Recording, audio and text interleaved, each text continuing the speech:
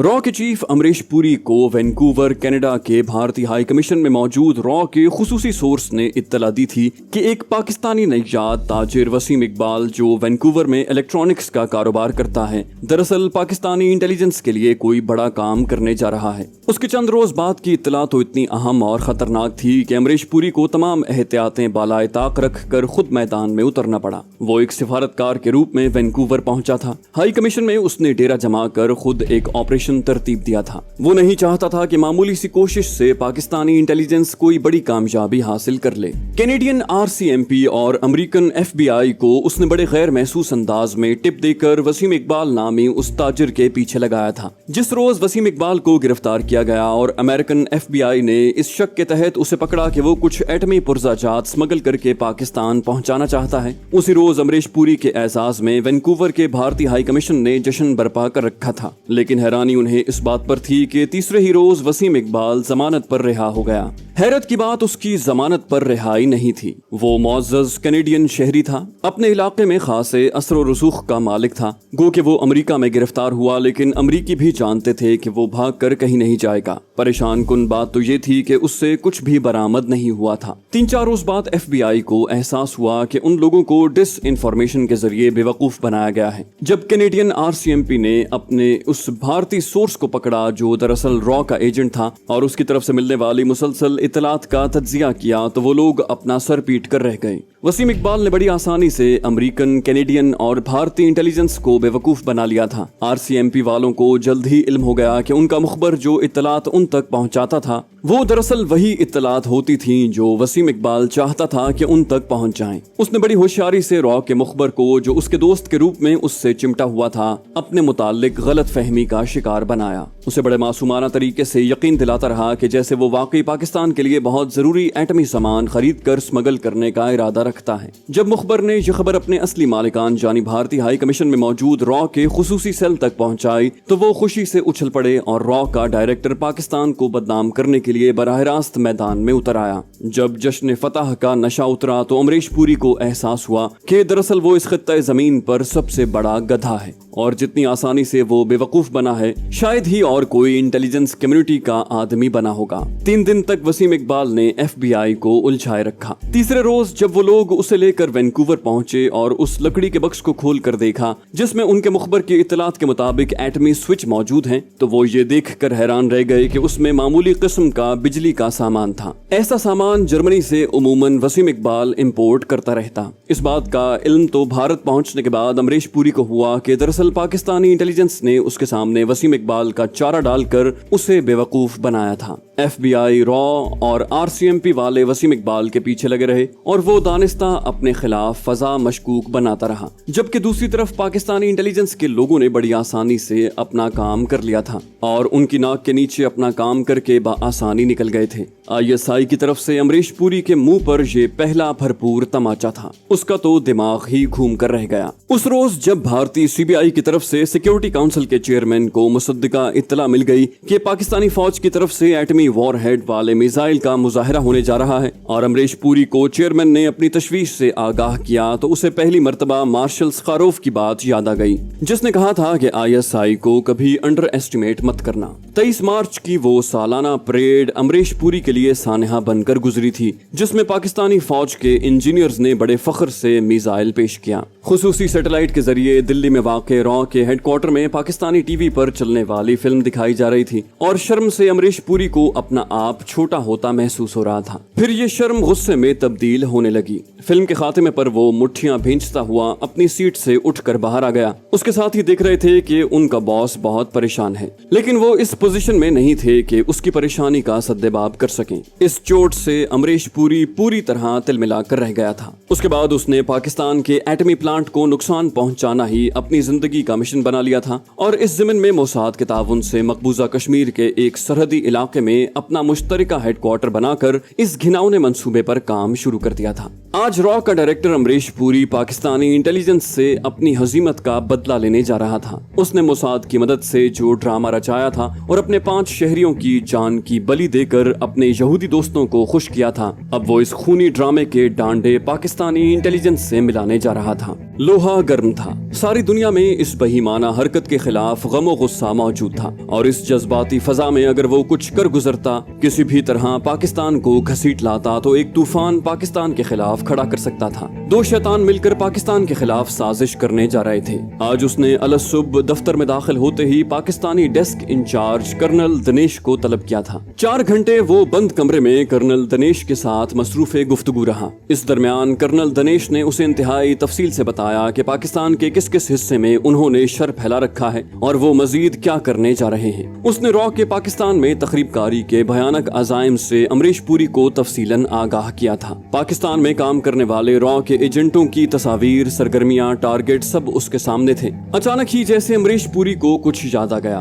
फरजाना कैसी जा रही है? कर्नल दिनेश बोला, सर वेल्डन, एकदम शानदार। उसने तो पाकिस्तान में बड़े मजबूती से कदम जमा रखे हैं। अमरीश पुरी ने अपनी शहादत की उंगली उसकी तस्वीर पर जमाते हुए कहा, ठीक है। उसके बाद उसने तफसीलन कर्नल दिनेश को अपने प्लान से आगाह करते हुए उसको ताज़ा अहकामात के साथ वापस भेज दिया। आज ही अपना काम शुरू करो, मुझे जल्द से जल्द बेहतरीन रिजल्ट चाहिए। Good luck. Amrish Puri colonel Dinesh को अपने ऑफिस के बाहर तक रुखसत करने आया था। ताज़ा अहकामात फरजाना तक पहुंच गए थे। फरजाना उसका असली नाम नहीं था। उसका असली नाम क्या था, फरजाना को अब याद नहीं रहा था। जिंदगी ने उसे हमेशा गेंद बनाए रखा, कभी इस कोर्ट में और कभी उस कोर्ट में। उसने क्रिश्चियन घराने में आंख खोली थी। शऊर हासिल करने के बाद उसे इल्म हुआ कि उसका बाप हिंदू था, जिसने एक एंग्लो इंडियन औरत से शादी करने के लिए ईसाईयत इख्तियार कर ली थी। मजहब की तब्दीली के साथ उसके बाप की शहरियत भी बदल गई, क्योंकि उसकी माँ बरतानवी शहरी बन चुकी थी और शायद उसके बाप ने उसकी माँ पर डोरे भी इसीलिए डाले थे कि वो बरतानवी शहरी बन सके।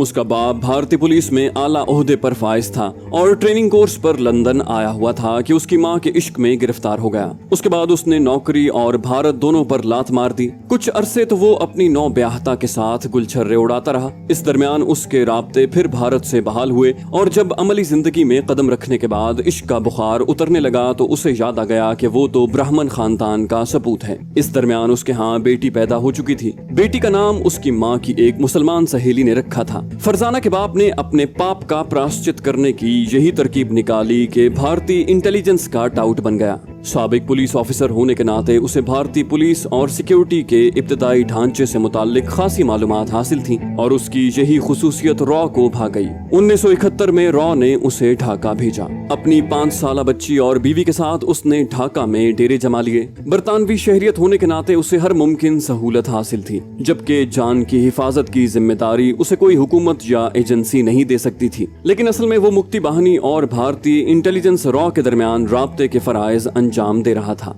बीवी उससे भी ज्यादा एडवेंचरस तबीयत की मालिक थी। इस तरह बैठे बिठाए उन्हें इतने ज्यादा पैसे मिल जाते थे कि उसने अपने आबाई पेशे नर्सिंग पर लानत भेजने का फैसला कर लिया। फरजाना के बाप की ये बदकिस्मती थी कि एक रोज वो अपनों के हाथों ही मारा गया। उस रोज एक खुफिया मिशन पर जाने वाला उसका बाप मुक्ति बाहिनी के ग्रुपों के दरमियान गलत फहमी से होने वाली फायरिंग की भेंट चढ़ गया। उसकी लाश पाकिस्तानी हुक्काम ने होटल तक पहुंचा दी थी। फरजाना की मां ने इस लाश से क्या लेना देना था। उसने बराए नाम मगरमच्छ के आंसू बहाए और बरतानवी हाई कमीशन की मदद से लाश को वहीं ठिकाने लगाकर वापस लंदन आ गई। रॉ से उस खानदान की दोस्ती फिर कभी न टूटी। हर चढ़ने वाला सूरज उसमें एक नई गांठ लगाता रहा। रॉ ने अपने खजाने फरजाना की मां पर खोल दिए थे। जो भी केस ऑफिसर लंदन आता उसकी जुल्फे गिराहगीर में फंस कर रह जाता। एंग्लो इंडियन फरजाना की मां के पास वो सब कुछ था जिसकी तमन्ना कोई भी मर्द कर सकता है। उसने अपने जिस्म को कभी अपना नहीं जाना था। उसे सिर्फ दौलत से गरज थी।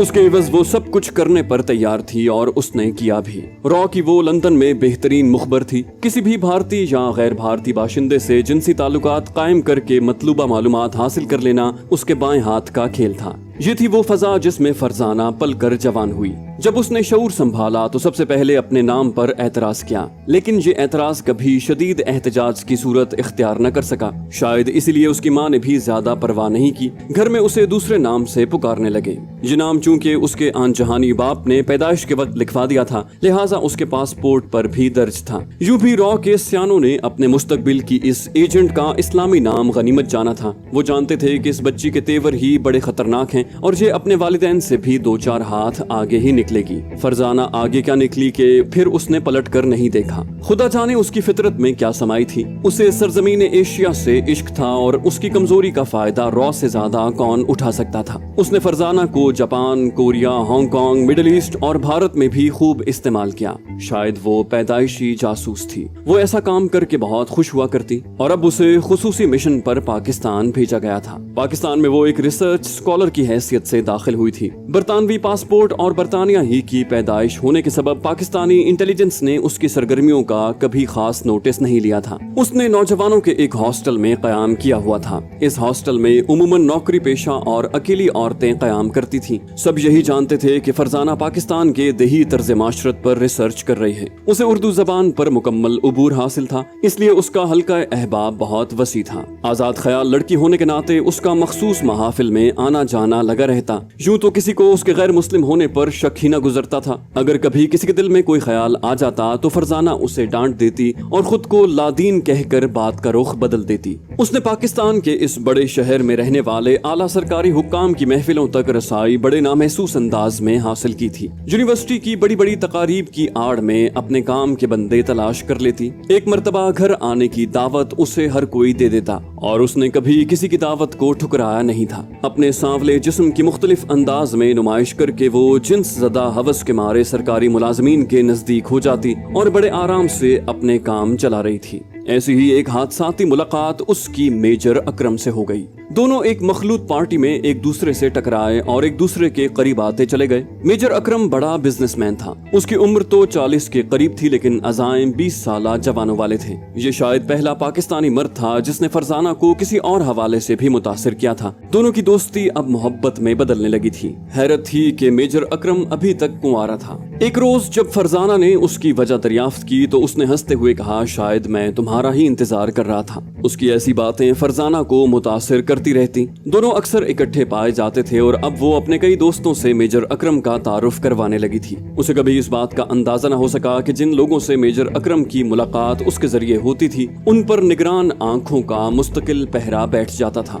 जिस रोज उसने भारतीय सिफारत खाने की एक तकरीब में मेजर अकरम के साथ शमूलियत की, उस रोज तो अकरम की खुशी का कोई ठिकाना नहीं रहा था। फरजाना ने उसे बताया था कि मकामी थर्ड सेक्रेटरी उसके आनजहानी बाप का गहरा दोस्त था और लंदन में उनके घर उस शख्स का आना जाना लगा रहता। थर्ड सेक्रेटरी ने भी खुले माथे से उनका इस्तकबाल किया था। वो फरजाना को अपने दोस्त की बेटी की हैसियत से बहुत अजीज जानता था। मेजर अकरम की जहां दीदा निगाहों ने जहां बहुत कुछ महसूस कर लिया था, उसका पहला ही दौरा खासा कामयाब रहा था। उस रोज जब दोनों मेजर अकरम के शानदार बंगले के एक कमरे में बैठे हुए थे और फरजाना हस्बे आदत बियर से दिल बहला रही थी, तो पहली मर्तबा मेजर अकरम ने उसे हैरान कर दिया था। मेजर अकरम ने बातों बातों में अचानक सियासत पर बात करते हुए फौज के हवाले से खासी नफरत का इजहार किया और बताया था कि उसने फौज की 10 साल नौकरी बादले नखास्ता ही की थी और बड़ी मुश्किल से अपनी जान छुड़ाई थी। उसने पाकिस्तान की एक ऐसी सियासी पार्टी के साथ अपनी दिली हमदर्दी का इजहार करना शुरू कर दिया था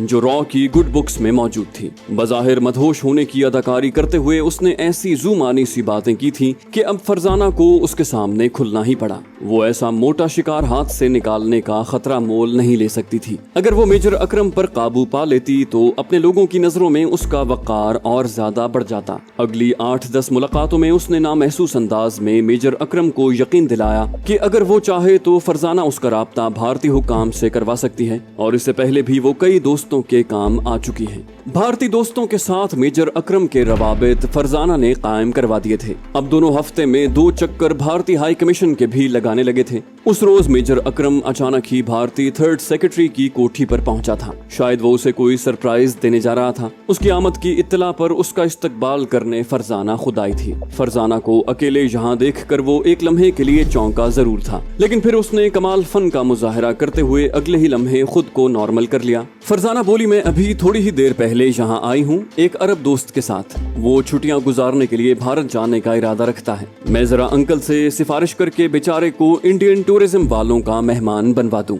उसने कहकहा लगाकर अकरम के हाथ पर हाथ मारा। वो मेजर अकरम के साथ चिमटी हुई ड्राइंग रूम में पहुंची थी, जहां थर्ड सेक्रेटरी उस अरब नौजवान के साथ बैठा दिल बहला रहा था। दोनों के सामने विस्की के खाली ग्लास रखे हुए थे। जैसे ही अरब नौजवान की शक्ल पर उसकी नजर पड़ी, मेजर अकरम चौंके बगैर न रह सका। अगर फरजाना उसका नाम न भी बताती तो भी वो उसे पहचान लेता। जाफिर। उस नौजवान ने मेजर अकरम की तरफ हाथ बढ़ाते हुए अपना तारुफ करवाया। मेजर अकरम ने हाथ मिलाते हुए अपने चेहरे पर मुस्कुराहट जमाई। अकरम, और अब वो थर्ड सेक्रेटरी से गर्मजोशी से मुसाफा कर रहा था। उसने कहा, इधर मैं आया तो किसी और काम से था, लेकिन सच्ची बात है कि असल में मुझे आप ही से काम था। बस जनाब क्या बताएं, जब से दोस्तों को इल्म हुआ है कि मेरी आपसे याद अल्लाह हो गई है, कोई ना कोई किसी न किसी काम से मुंह उठाए चला आता है। जनाब इन्होंने तो मुझे आपका PRO समझ लिया है। मेजर अकरम ने कहकहा लगाया। जवाब में तीनों ने उसका साथ दिया। थर्ड सेक्रेटरी ने कहा, इसमें क्या शक है मेजर साहब, हम तो आपसे अब पक्की दोस्ती करने जा रहे हैं। हुक्म कीजिए,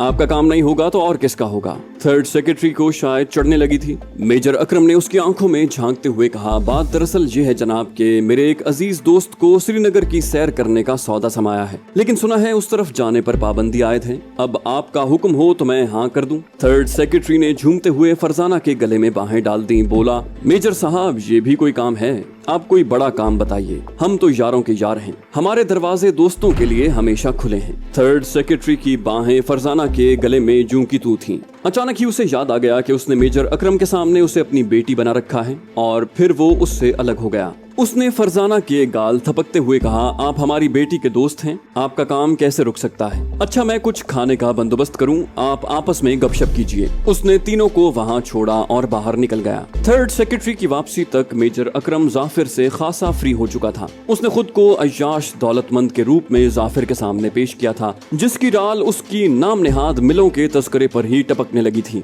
उसने जाफिर से पूछा, कब जा रहे हैं आप इंडिया? जाफिर ने फरजाना की तरफ देखकर आंख दबाई। जब इधर से हुक्म मिलेगा। तीनों ने दांत निकाल दिए। खाना चारों ने इकट्ठे खाया था। इस दरमियान मेजर अकरम और जाफिर एक दूसरे से बढ़ चढ़कर भारत दोस्ती के दावे कर रहे थे। फरजाना फातिहाना मुस्कुराहट से थर्ड सेक्रेटरी की तरफ देखती रही और थर्ड सेक्रेटरी आंखों ही आंखों में उसके लिए दाद के डोंगरे बरसाता रहा। मेजर अकरम ने कहा, मुझे अब जाना होगा। दिल तो नहीं चाहता इतनी खूबसूरत महफिल छोड़कर जाऊं, लेकिन मजबूरी है। जाफिर भी उठकर खड़ा हो गया। मैं भी चलता हूँ। मेजर साहब मुझे भी लिफ्ट दे देंगे? दोनों को रुखसत करने के लिए थर्ड सेक्रेटरी और फरजाना घर के दरवाजे तक आए थे। मेजर अकरम की कार जैसे ही थर्ड सेक्रेटरी के घर से बाहर निकली, एक जीप ने उनका ताक़ुब शुरू कर दिया। फिर न जाने उसने गाड़ी के इंडिकेटर किस तरह जलाए बुझाए कि वो लोग वापस लौट गए। मेजर अकरम जाफिर को उसके ठिकाने तक छोड़कर वापस गया था। जाफिर ने खासे मॉडर्न इलाके में महंगा फ्लैट किराए पर ले रखा था और अकरम अंदाजा कर सकता था कि एक गरीब फलस्तीनी तालिब इल्म के लिए जो हुकूमत के वजीफे पर यहाँ तालीम हासिल कर रहा हो, इतने महंगे इलाके में क़याम तवाम किस तरह मुमकिन हो सकता है। जाफिर ने उसे फ्लैट में आने की दावत दी थी, जो मेजर अकरम ने एक दो मरतबा रिवायती अंदाज में ना करने के बाद कबूल कर ली। फ्लैट में मौजूद साजो सामान ने उसके शक को यकीन में बदल दिया था और वो महसूस करने लगा था कि जाफिर उसकी तवक्को से बढ़कर खतरनाक आदमी है। थोड़ी देर तक दोनों गपशप करते रहे।